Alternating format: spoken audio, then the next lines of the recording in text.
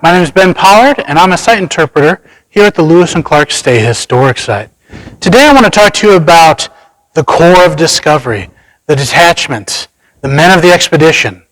These were all soldiers, and some of them private guy attired on, that made the journey all the way to the Pacific Ocean and back. But they weren't guaranteed that they were ever going to get to go on this trip. When they started off, Captain Lewis had not even planned for a second captain, let alone all the other people that they would end up bringing on this trip. The more responsibilities that got heaped up on the captains, the more supplies you need, the more people you need to move the supplies, you need more food and supplies for those men, and it starts to pile on. So by the time they're getting ready to leave from Camp Dubois in May of 1804, they're going to be leaving with 3 boats, a whole number of men, and about 15 other engagés that have been brought along as well. That number is a little fuzzy because the number of engagés change from list to list, but these French boatmen are the ones that know the river and are going to help them move up along their journey. So all these soldiers here in camp at Camp Dubois really want to go on this trip. They've heard rumors that they'll get better pay, they might have land that's granted to them for a successful journey, and they're coming from pretty isolated frontier forts. Fort Massac, Fort Kaskaskia, Fort Southwest Point. These forts with not a whole lot going on with them right now. So these soldiers are looking for adventure.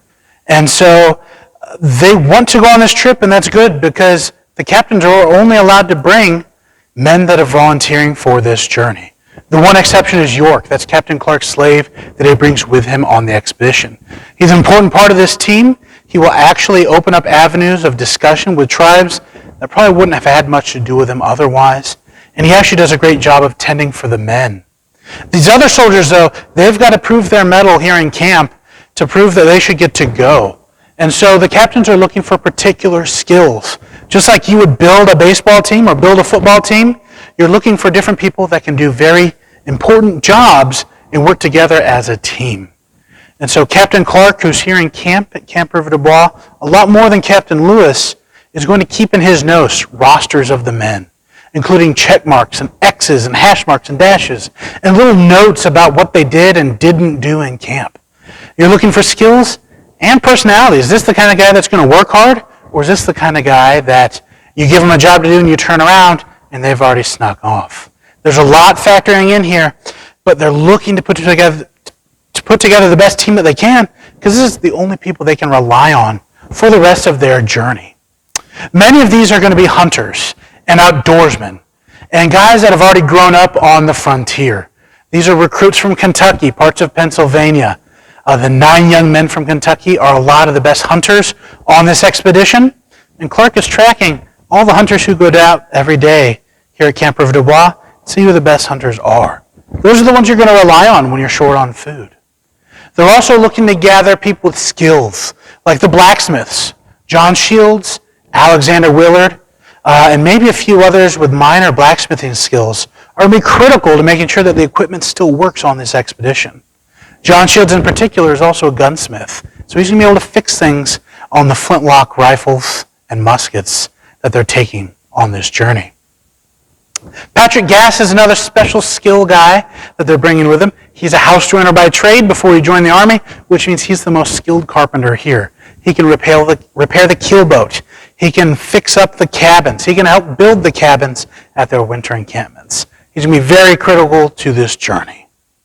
Some of the other ones you might not think of right away, though, are people that are going to navigate the rivers. Francois Labiche, Pierre Cruzat, these guys are brought on for their language skills, but also because they've been up the Missouri a handful of times already. They know where the low areas are. They know where the dangerous areas are. And so they're going to give them a heads up as they're traveling upriver. Some of these other soldiers in camp are going to prove themselves maybe not by being particularly skilled in any one job, but by being able and willing to do whatever they need to. Everyone's going to take their turn here in camp, from cooking to guard duty, and those are often boring jobs when you're standing out in the cold and you're not very comfortable. But if you're doing it well here, the captains and the other men know that they can rely on you and trust you later on.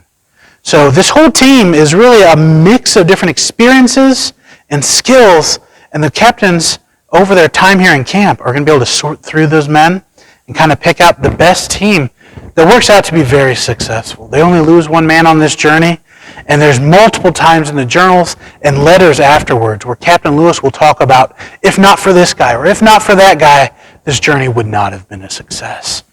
All of that decision-making, though, was really happening here at Camp Dubois. Thanks for watching, and I hope you watch our other videos and check us out on our Facebook page.